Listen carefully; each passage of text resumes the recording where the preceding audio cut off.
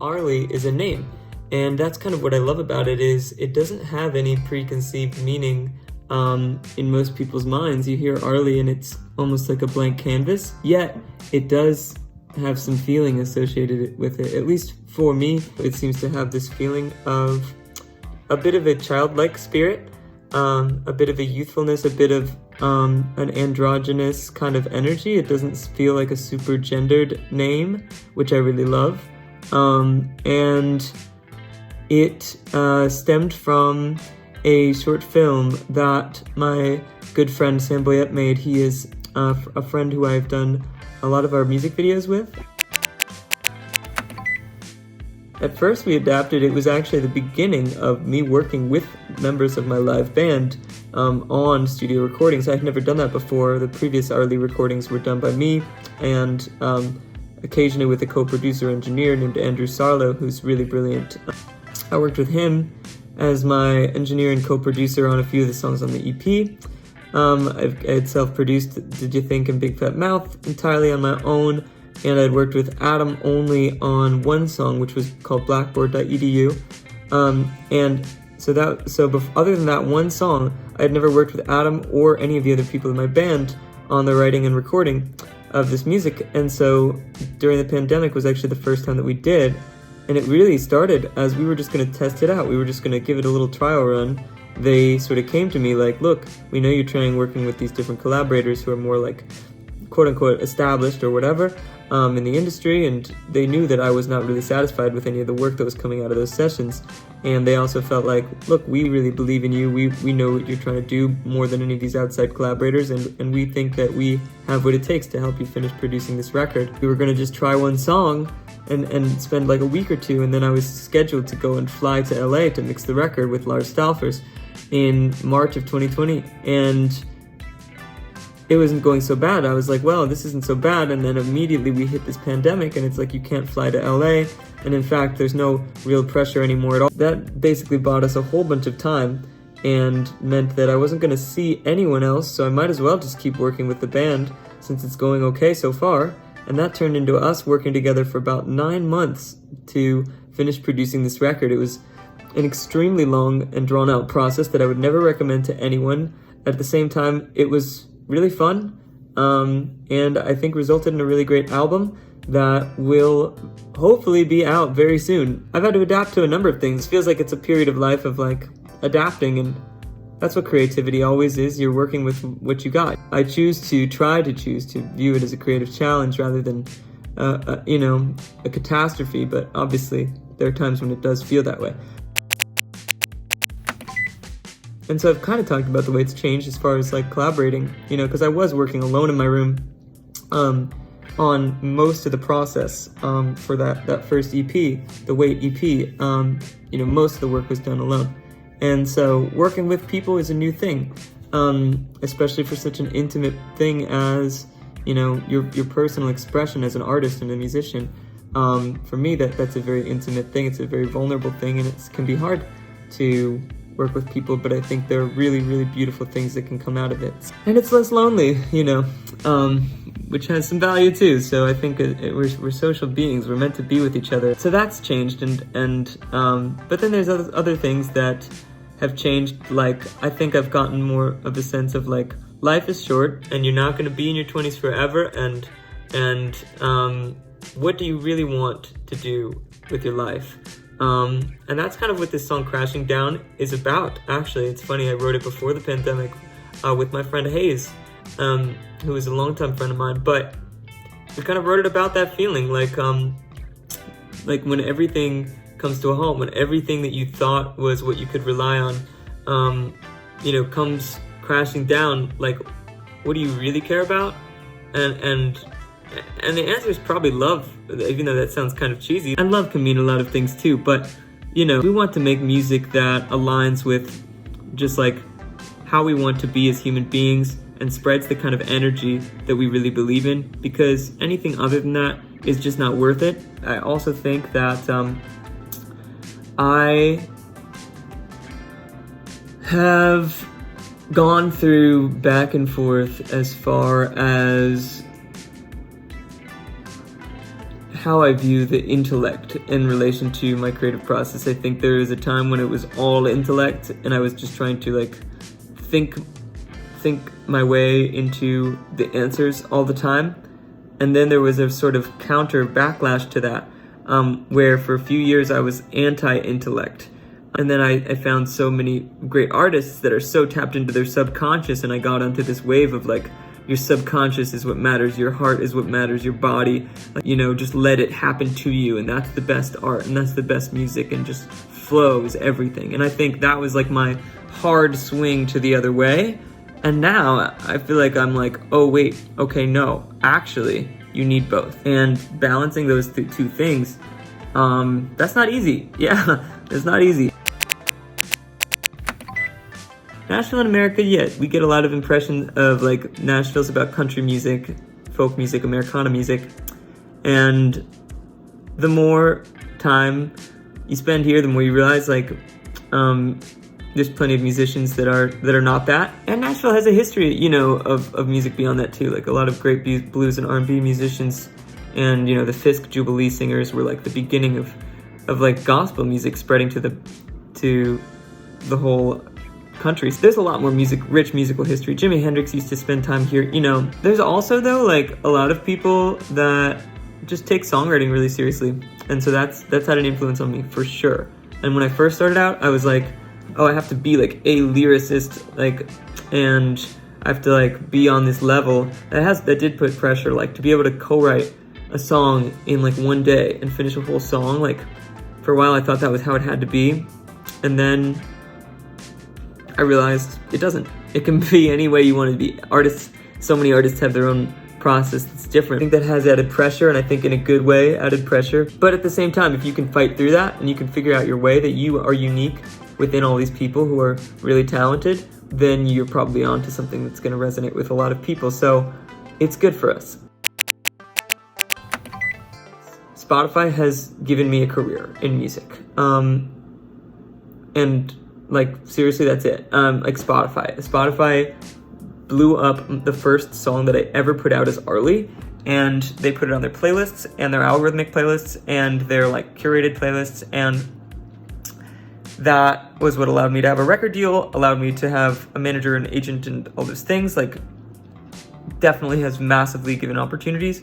It's also weird because it's not the same as having a fan base that knows you and is feeling connected to you, and millions of Spotify streams is not the same as like an engaged like fan base. And I've kind of like had to realize that. Like at first I thought like, oh, I just skipped that stage of building your fan base. It just happened all at once. Not true. It's not really what happened. But I did reach a lot of people with the music, and it did help me to gain confidence. Like, okay, I can really do this. Now, yeah, things have already changed. TikTok drives things, and the music industry gatekeepers are paying attention to TikTok a lot, and it's not a world that's native to me. Tame Impala and James Blake, I would say they are definitely major inspirations to me now. They're both artists that I think have really carved out their own lane musically that's sort of able to transcend genre lines, and as a result they just have made like really brilliant music that's in pursuit of a vision that's not necessarily what everyone else is doing, and as a result now everyone wants to copy them and everyone wants to collaborate with them, and that's the kind of career that I would love to have. When I was first starting with Arlie, I was really inspired by the production style of an artist named Unknown Mortal Orchestra. Lately, I've been really into Porches and Blood Orange, and really cool that they are like friends and they hang out and make music together. I really stylistically, I'm very much into what they both are doing respectively. I make all of these inspiration playlists, so I'm actually looking at my Spotify right now. I've lately been very inspired by this artist Dijon. I'm very into Toro y Moi, if you know him. And then totally switching gears, the Velvet Underground was a big influence on me. I grew up listening to the Beatles and listening to the Beach Boys and listening to a lot of jazz. As a saxophone player, that was my main instrument when I was growing up. So that's all had influence on me. they're all leading up to an album, and they're all part of an 11 song album that will hopefully be announced very soon. I'm very excited for people to be able to hear it all together. And, you know, all of these were made, or at least were finished and finalized, like I said, with my band members, Ryan and Adam. You know, Wait a Minute specifically was one that's very precious to me, because it was actually one that I wrote and made the original demo very early on in creating music for Arlie. You know, before I had met any of the band members, I had written that song and made a demo that was pretty similar in arrangement to how it turned out. And that's still, like, that's one of the ones where the recording feels like we're always trying to like take these demos where there's something magic in them, but there's also something really way too lo-fi and about it that we are trying to like bring it to another sonic level without losing that original magic, and sometimes that's challenging. And Wait a Minute is a case where I feel like we did that very well. We elevated the sonic quality. It took a few tries, you know, it was actually, we tried to put it on to the original EP and it didn't get there. Finally finished the recording for this album and to be released, you know, this past fall. And people seem to be digging it. Yeah, it's still a blast to play live. You know, Karma's great. It feels like that's like the hardest hitting recording, in my opinion, in the Arlie catalog, at least from what's released so far. So it was really great working on that one. Poppin' was one where I honestly feel like it's totally different than the original demo, and I still love the original demo, to be honest, but it turned into this completely different thing that I think is really cool. And yeah, it's just like another like level of contrast to like what is now becoming the Arlie sonic palette, which I really like. Crashing Down I wrote with my good friend Hayes Helsper, and that was really cool. We went to his parents' house when they weren't there, and we had a week to ourselves at that house, and we decided we were going to write an anthem. We really wanted to write something anthemic that you could shout the chorus, and we printed out lyrics, and we made playlists of all of our favorite anthems and songs that felt anthemic to us that you could shout the chorus, and we put lyrics all over the walls of the house and like thought we would just absorb their energy, and we would like walk around like sort of like singing them, looking at the lyrics while staring at the wall, and tried to make a few different songs, totally failed, and then finally this was like the fourth try and it came out. And Hayes like interviewed me about my life and like wrote down a bunch of like ideas in the notepad, and then we both went off and wrote verses and came together and meshed them together. And you know, I sort of improvised the melodies, and then I was like falling asleep when we came up with the chorus melody. I was just like humming it to myself as I was like falling asleep on his couch.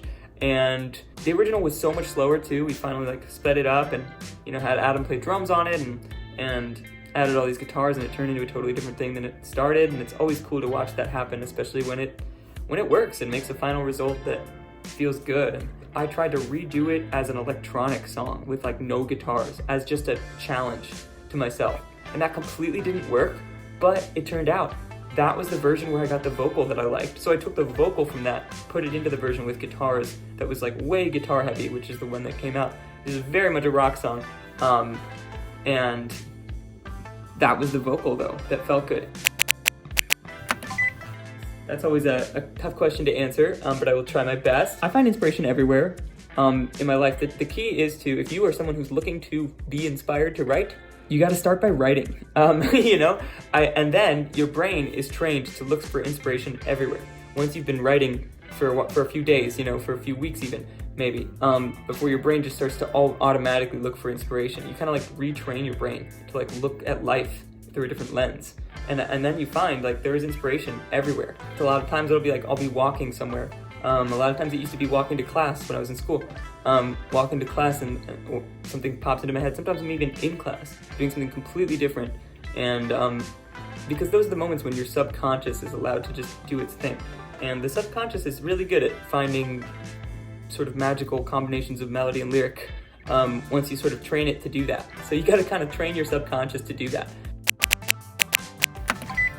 Yeah, I mean, the internet, you know, in our generation has like come in and become an essential part of life. It's kind of like inseparable from life. Whereas like when I was 10 years old, that wasn't the case. And so it's weird for people in my sort of age range, you know, where it's like we're not entirely Gen Z, we're not entirely millennials, we're kind of in between, and we sort of grew up like with a few years of our formative years without the internet being a dominant part of our lives, and then it became a dominant part of our lives when we were in like high school. And like,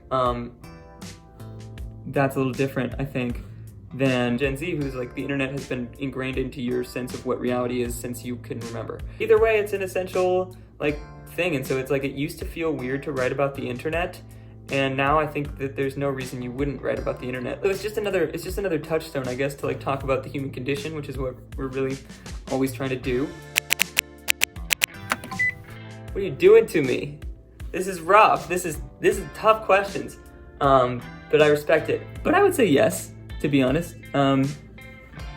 I at least have chosen to spend a lot of my time on Earth, focusing on music, and so it's become, for me, a love and a passion, and a way to look at life, and a way to understand life, and a way to understand my emotions, has brought more meaning into my life. And so music has like been an avenue for that. It's been an avenue for like connecting with people. When you search for meaning for a long time, you're eventually gonna like think of like, maybe connecting with other human beings is the meaning of life, and if that is, then music is a way to connect with people. So it's helped me in that way. And my process of learning to be a better musician has taught me to be a better person, and you know, learning how to stay determined and stay hungry without being a perfectionist, and you know, keep high standards without being so harshly critical of yourself. And that's applicable to the artistic process, and just also to like self-care, self-love.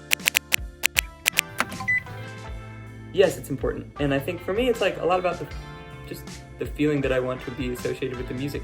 I'll have such a different perception of a song a lot of the time when I see a different sort of like color scheme even on the cover, or a different type of like face, or whatever it is.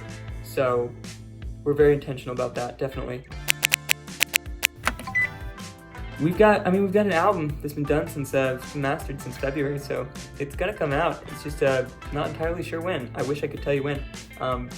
We got 2 more singles, at least, maybe 3, before the album, and I'm gonna be hanging out on TikTok, so come find me there. I want to do more, I think, like live stream type of stuff, and more just like interacting on the internet, and hopefully eventually in person. Oh my god, I mean, literally everywhere, you know, I want to see the world. I'm really excited to go to Italy, and I know that's where y'all are based, and I think my dad, like, my family's Italian, my dad's entire side of the family is very Italian, and I've always had this connection. I've always wanted to go, so I can't wait until we can make that happen. Thank you for everyone out there who listens and supports us, and stay safe, and stay healthy, and yeah, come find me on the internet. All right, peace and love. Goodbye.